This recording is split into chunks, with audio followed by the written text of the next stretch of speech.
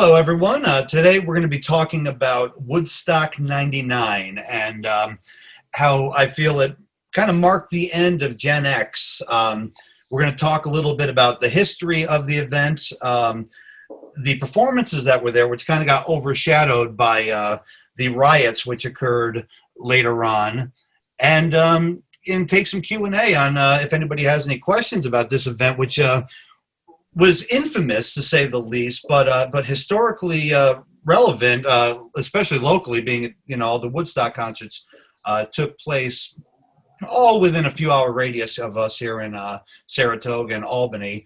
My name is Chad Koenig, also known as Chad from Albany.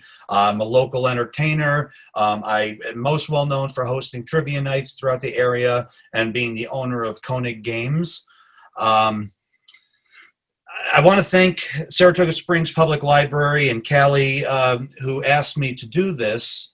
She has seen me doing my trivia nights for years and asked me if I wanted to do something. And I thought that the Woodstock 99 concept would be a pretty good one because it's not documented very well of a lot of people's perspectives of the show, apart from the negative aspects of the show, which we'll be talking about that too, of course.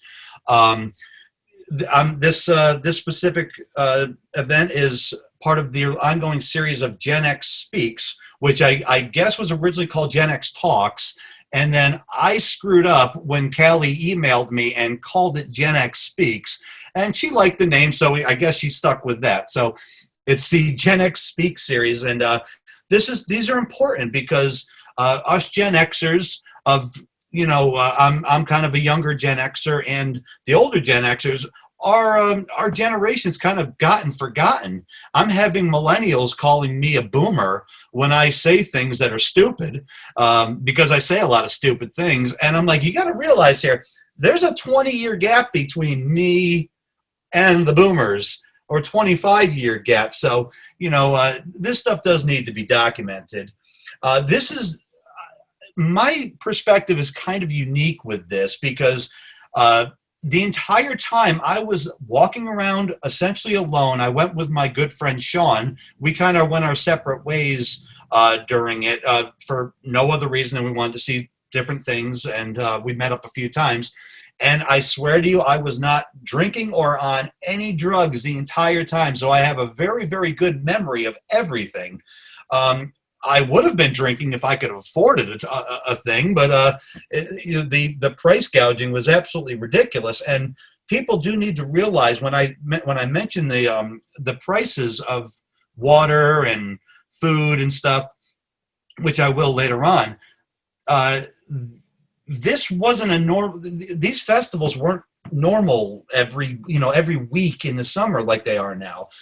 Woodstock was kind of a one-off type of deal, and we didn't have festivals. We weren't expecting the price gouging. We thought we were going to be taken care of. And a lot of younger people don't quite realize that there was a time where festivals weren't every other weekend. And also in 1999, you could go into a store and get a bottle of water for 25 cents, and I'm not kidding here. And the prices at Woodstock were 16 times the price of a bottle of water that you could get at a Hess or a gas station.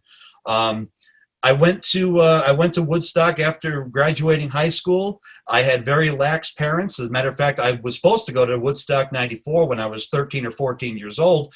Only thing is, I just didn't have a ride. My parents didn't care if I went there. They trusted me. I've always, even when I was younger, I've always been into music. So I've always wanted to go to these type of large events. I've loved all types of music ever since I was really young. I had brothers who are about 10 years older than me. So I was listening to what was called hair metal because my brother heard it, and my father was an amateur Elvis impersonator. So I had to take in all that garbage too, for my entire life. I'm a little sick of Elvis at this point. I was even named after him. So I've always had a love for all types of music. And when Woodstock came up, I thought the lineup was good, but I wasn't really there to see the Corns and the Limp Bizkits. I was there because Parliament Funkadelic were doing a reunion, James Brown, Brian Setzer Orchestra, and some of the rock bands I wanted to see too. But I wasn't there as much for the big names that gained the notoriety for this festival. A brief little history of Woodstock, and especially Woodstock 99. It was put on by Michael Lang, who put on the Woodstock in 1969 and 1994. Michael Lang is a con artist who is the most successful, horrible concert promoter in history. Woodstock 1969 was a complete total failure.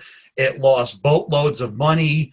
It became a free event. It was a mess for everybody involved, but it became kind of mythical after in 1970 or 71 when the movie came out.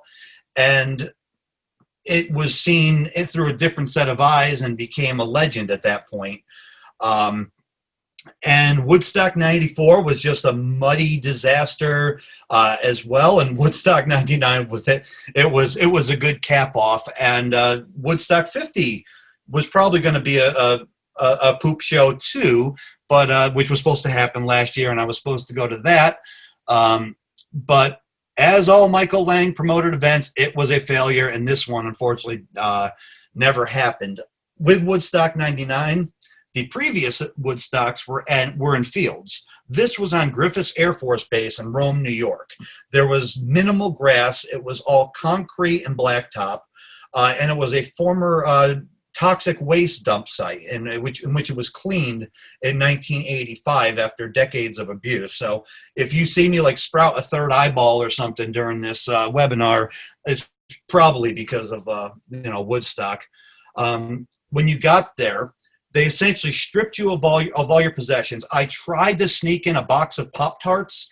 They confiscated my Pop-Tarts, but I was able to sneak one package of Pop-Tarts into my pocket. And that's pretty much, apart from one little meal I had, all that I could really afford to eat that entire weekend. There was no leaving and coming back. You couldn't drive and to go get something to eat or stay in a hotel. You were stuck there. And also, too, no offense to the good people of Rome, it wasn't exactly a booming metropolis. You couldn't exactly go out anywhere. It was just one road coming in, and it was just traffic. Because you couldn't get out, a little misconception is the gates got crashed and the walls started getting torn down at Woodstock 99 around the second day. And that wasn't for people coming in. The people who tore the wall down were people trying to get out. They didn't want to walk all the way in to the back and have to go around. I mean, it was a large Air Force base. There was an over 1.5 mile walk between the two stages. So they just destroyed the walls, and then people started coming in and going back, as they pleased. Almost immediately when you walked in, there was just corporate everything. People handing you like free samples. I remember somebody was handing out like cereal boxes. I think I got Apple Jacks, and it was a small box, and next thing you know, everybody's chucking them at each other. You might get a box of Fruity Pebbles upside the back of your dome just from walking around. And that was all happening early on. And if they realized then how much food was going to cost, they wouldn't have been throwing those Fruity Pebbles. They would have been stockpiling that. So MTV put it on. As soon as you walked in, MTV were there to interview you, and people were saying, people were pushing MTV out of the way. People wanted nothing to do with MTV. It was it was a mess. There was a shortage of water. It was sweltering hot out. I'll give you all the temperatures later on. And the promoters said that they were handing out water and they were distributing it, and they didn't want it to be as much as it was. That's BS. They will say that they handed some out. They handed out a bottle here, a bottle here. I got one bottle of water in the 4 days I was there. So the concept of them handing out water was nonsensical. And the water fountains were barely spitting up water. And the only destruction I took place in for Woodstock was some of us destroyed the water fountains on the Air Force Base. We knocked them right down, took them right off the concrete because they would start spitting up water. And that's how some of us would drink or eventually bathe. So it was interesting. Um, there was also a point too where on Friday night when the rain hit, that there was a fear of a mass electrocution because some of the cables were exposed because people were walking over the rubber padding that blocked the cables and tearing them up. So there were exposed cables in the rain, but they did divert it in time, so there was not a mass electrocution. So Woodstock '99 could have ended a lot worse than it did. The original Woodstock was very anti-corporation, and this one was just all about money. It was a mess. I did make a little slideshow here. If I can show it, if you guys should be able to see this. Can everybody see this okay? Is this full screen for everyone? All right. This is kind of Woodstock by the numbers here. There were between 250,000 and 400,000 people there. Ticket prices were $180, which by today's standards are pretty low, being all the acts that you got to see. But keep in mind, you were stuck there. And $5.50 service charge. When was the last time you bought a concert ticket with $5.50 service charge? This was the temperature. Thursday is when people started coming in. So you're looking at about 90-degree weather most of the time. There was minimal shade. There was some airplane hangars that you can go in and kind of shade off, but they were few and far between, and they packed up quickly. And temperatures felt like, according to the Old Farmer's Almanac, and to me for being there, temperatures felt like 118 degrees on the tarmac and runway. So that's what you dealt with the entire weekend. And unlike previous Woodstocks where the stages were relatively close to each other, you had about a 1.5 mile walk between the two stages. You would stop hearing the east stage on your way to go to the west stage. It was that far of a walk. Here's some of the food prices. I gave you the cost of what it was in 1999 and what would have been a 50% markup equivalent of today. Again, as I said, we were not used to these prices, especially when we were all there for 3 days. You had a small bottle of water for $4, $10 burrito, $12 personal pan pizza, $6 French fries, and a small bag of ice, one of those 5-pound bags of ice for $12. Those were your costs. After Metallica on the second day was the only time I was able to buy food. I might have had like $100 on me the entire time, if even, because I thought I could live off it. But I bought a pizza, a French fry, and a soda, and the Pop-Tarts that were in my pocket were my meals for pretty much the entire weekend. There were 44 arrests on record, over 1,200 injuries, 2 to 3 deaths were reported. There was never. I don't know how they don't have an actual number. Some say 3, some say 2. And one of the deaths that I heard about, which I'm not surprised with, it was involved dehydration, going into a mosh pit, the heat, everything. It just knocked the guy out, and I believe he might have gotten trampled in the mosh pit. I don't know. I wasn't there. And varying numbers of sexual assaults. You could read several different articles about this. Everyone is going to say a different number of sexual assaults. So it was, in the end, it was not remembered well. It was remembered for this and more than it was the performances. This is my actual ticket from it. How it survived the weekend is absolutely beyond me. And this was your lineup here. As you can see, a very eclectic mix of white artists. This really did kind of speak of the rock music scene at the time. The rock charts more than the pop charts. Not a whole lot of black artists there.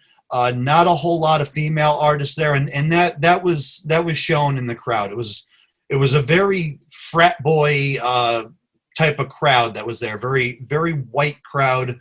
But I'm telling you, there were some really great performances that did get lost in the shuffle here. I mean, just going by the fact that Parliament Funkadelic actually reunited with many of the original members, that was cool. gosh, so many of the bands on the East Stage on Saturday were all tremendous. Ice Cube was fantastic.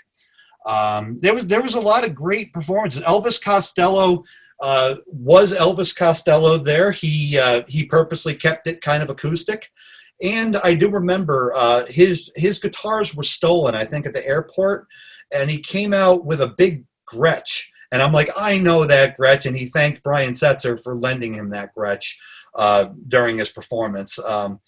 Really great. Jewel sounded fantastic as well. I'm showing a picture of my car that I drove in for a reason. Unfortunately, I was not there for the riots. We left. I'm going to go back here real quick. I left halfway through Jewel because my car was giving me troubles. It's a 1969 Impala in 1999. Driving there with the traffic, it kept stalling out on me, so I had to leave a little bit earlier. I did not care at all to see Creed and Chili Peppers. I love Chili Peppers. I was hoping to see them another time, and I got to see them the following year at SPAC with Stone Temple Pilots. So it was and also too, throughout this entire weekend, I felt it boiling. I saw something boiling. I knew something bad was going to be happening, and it did. It did. So again, showing you the car. That's the reason why I had to leave a little bit early for it, because as beautiful of a car it was, it had some issues. Also, I'm going to be showing a bunch of photographs here coming up of the show and some of the artists. These are not my photographs. I cited them the best that I could. 20 years ago in October, so not long after Woodstock, a year or so, my house burned down. I lost everything I owned. Apparently my Woodstock ticket survived. And I had a bunch of great photos, but unfortunately they went up in flames, so I don't have any anymore. So I'll tell you a story through other photos here. Let's see here. So this was the traffic that I was stuck in for about 6 hours on Thursday. And when you have a car like that, that I had, it was, it stalling out. I had to have people push my car to get jump start me and stuff like that. So I didn't want that going home, because this was it. People just partying and drinking, screaming, playing loud music. Oh, that was a good time. This was your parking lot. So if you've ever been to Walmart and had trouble finding your car after leaving Walmart, let me tell you how difficult it was finding my 1969 Impala when leaving this. And let me tell you, this was not the only parking lot. There was more to this. So it took a while to find said car. This was the stage early on Saturday or Friday. That's the way the crowd looked. Kind of when James Brown was going to go on in the beginning. If you could see I don't know if you could see this thing circling here in the kind of the bottom left-hand quadrant. That's around where I was standing at this time. It went from this to this relatively quickly. And I wanted to use this shot because for the most of the show, this was kind of my perspective. I wasn't too far from here. Some of the artists. So you would think with a show that had all those rock bands on it, it was kind of weird for James Brown to be opening the show. But I wanted to make sure I got there for James Brown. That's why we left Thursday. He had his musicians coming out, building him up. Classic James Brown.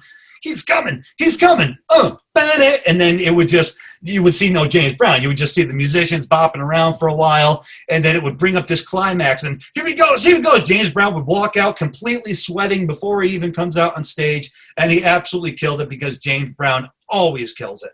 And it was an honor to see James Brown. Friday night, this was Gavin Rossdale from Bush. This was one of the few artists that women could yell at and whistle and, whatever women do when they see a good-looking guy, because most of the time you heard a bunch of really mean things to women who were there. Not the entire time, but you heard it a lot. it started to rain, I believe, during their set a little bit, and started to get a little bit muddy. And we will talk about the mud a little bit later on. All right, this was the one of the main reasons. Like I said, the Parliament Funkadelic reunion. I found a few photos there. This was the first time in over 20 years you saw George Clinton on stage with Bootsy Collins, Catfish Collins, Bernie Worrell, Gary Scheider, the Diaper Man, and a little surprise in the top left-hand corner here. Shock G, also known as Humpty Hump, was kind of the MC, so he was bumping around the entire night. It was fantastic. Parliament Funkadelic were on the second stage, which was a smaller stage, and I was in the front row for that show. I worked my way down there to see that, and I remember the show was fantastic. It was so cool to see all these guys, and I remember. So I'm standing there rocking out like I always do, and there was this heavier set guy standing next to me, who had a woman on his shoulder who he had no connection with, who was wearing absolutely nothing except a hat and a necklace, and like an army hat. She was just yelling out, "It's a revolution! It's a revolution!" And she was there for the good 2.5 hours that Parliament were playing. And the guy whose shoulder she was on was like completely drained and exhausted the entire time. It was really amusing watching that. One of the infamous performances of the night with Limp Bizkit, and there was a point where the sound went off, and he got a piece of wood and was crowd surfing on top of the piece of wood. There's a lot of misconceptions that the riots started happening here, and that's not the case. They went on Saturday. The riots happened on Saturday during Red Hot Chili Pepper set at the end of it. They said that they were Limp Bizkit were starting to like get people to be angry. I didn't see it that way. I just thought there was a lot of heat and humidity, and you put Limp Bizkit, Rage Against the Machine, and Metallica all next to each other on a bill, and I just think adrenaline took over, and mixing that in with the heat and lack of water, and everybody just were going, bat crazy during it. So Rage Against the Machine came on after Limp Bizkit and actually burned an American flag on stage during Killing in the Name Of. I remember seeing it from the angle, and I'm keeping my language cool on this. The F you, I won't do what you tell me. F you, I won't do what you tell me part. It was building up, and you saw Zach bending down in front of the speaker, which had the flag. Then you saw smoke, and then you saw the American flag catch on fire. Completely unbelievable. And the crowd were cheering for the American flag being burnt on stage, which brings me to my next slide here of the Tragically Hip, which are one of the legendary Canadian bands, and probably the biggest band in Canadian history apart from Rush. Gordy just died a few years ago, unfortunately. They played "O Canada," and the crowd started booing "O Canada" and started fighting back with them singing the Star Spangled Banner. So the same kids who were cheering the burning of the American flag were yelling the Star Spangled Banner back to people who were booing "O Canada." I can't make this stuff up. I really can't. Sunday morning was supposed to have started with Al Green, which would have been fantastic. JFK Jr. died, I believe, right before that, and Al Green did not go because of JFK's death. So it was a high start to Sunday, I'll say that, with Willie Nelson performing.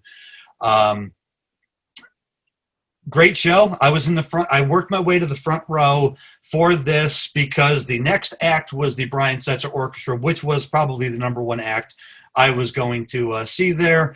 I've been a swing music guy since the swing revival. And I've seen Brian Setzer, I believe, 25 to 30 times in my life, and this was the second time. Really good show here.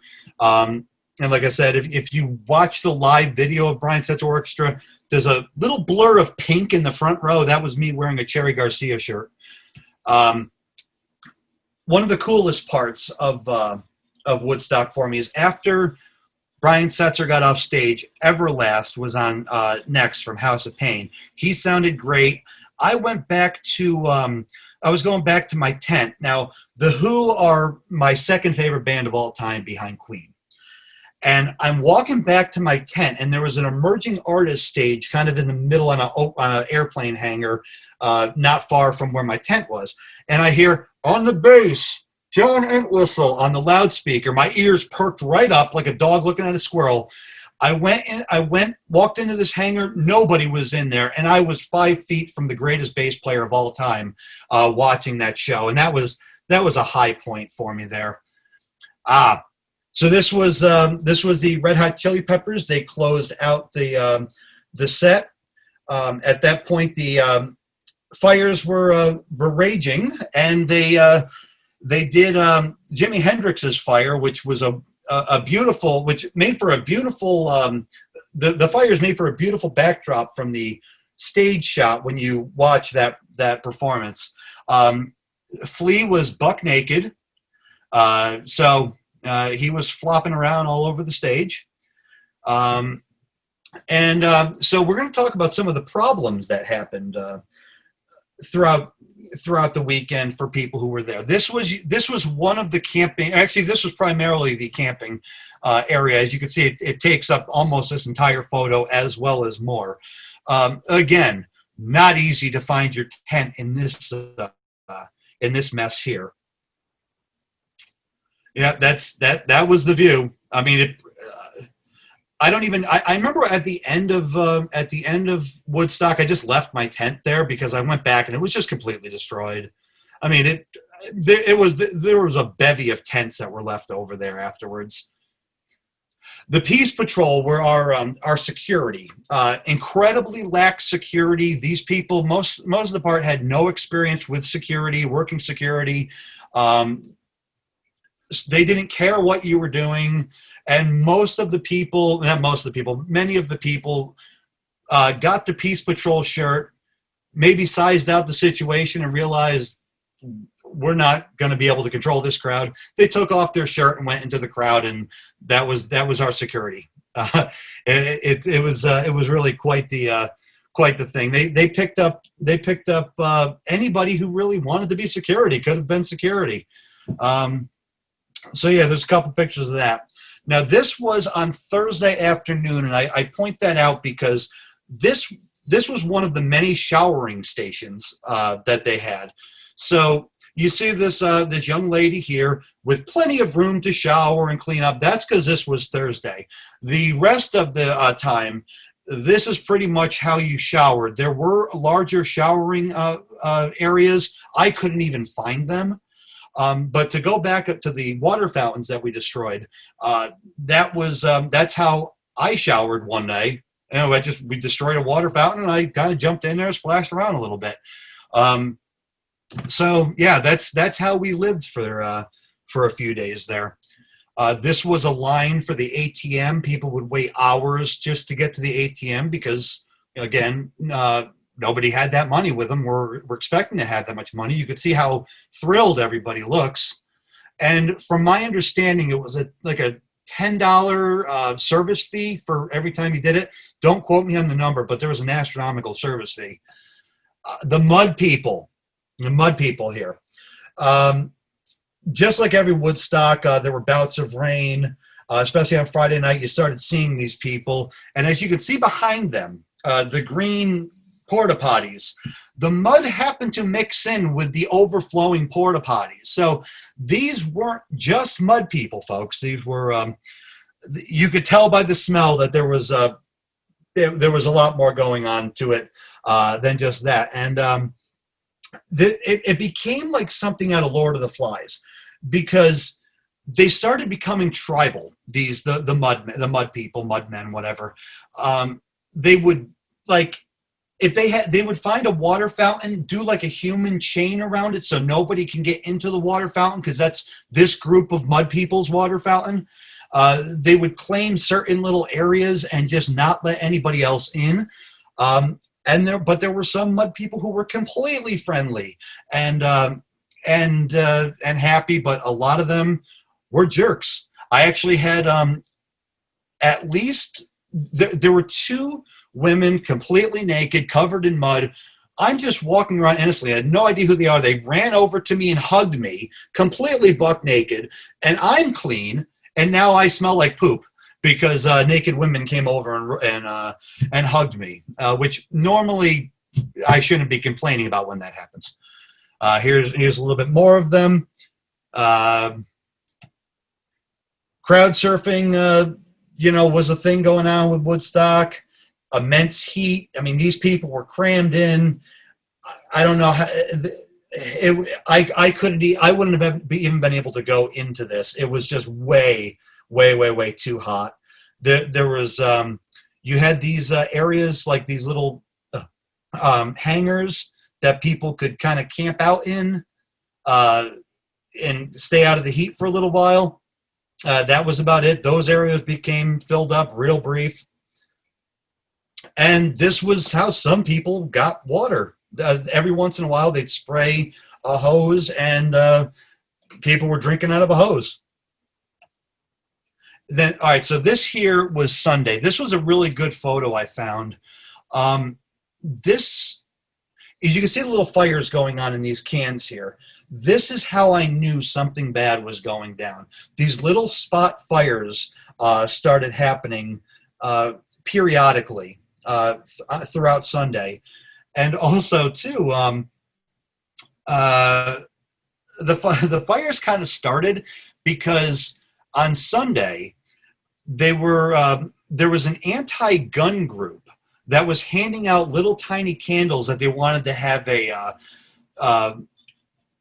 like a candlelight vigil at the end of Woodstock to make it all peace and beautiful. And when you give a bunch of angry people who are heat deprived, have not been drinking water, definitely dehydrated, and put through hell for the last several days, you give them a candle, they're going to do bad things with it. So these little fires started popping up, and when I left, I said, I think it's a good time we're leaving, because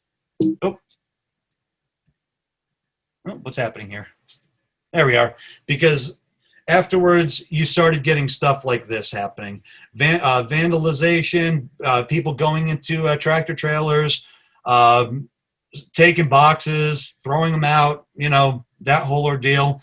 And then the little candles started these fires that just completely took over. Like I said, I was not here for these. I got home, I crawled up my stairs, and right when I got home, I saw this was happening on TV. I look at my TV and go, damn it, I missed that. But in hindsight, I'm glad, because it would have taken me forever to have gotten out of there. Yeah, it was an inferno. Police couldn't get in there. The first round of firemen that went in there were actually had water bottles chucked at them by some of the concert goers. And so we're nearing the end here of the slideshow. I just wanted to show a couple of my favorite quotes here from some of the acts that were playing. I know you're probably trying to have a kumbaya moment, but it's not going to happen, dude. It was Art Alexakis, who I actually met at Woodstock. I met the whole band of Everclear there. It wasn't really about peace and love. It was a money-making venture. Let's face it, that was the guitarist from Offspring, Noodles. And my favorite line of the night, not the night, but my favorite line that I saw was, at the time, we were like, man, the irony in this whole thing is that a band called Lit had nothing to do with any of the fires. And that was from the lead singer of the band Lit. So thank you for checking out that little slideshow of other people's photos.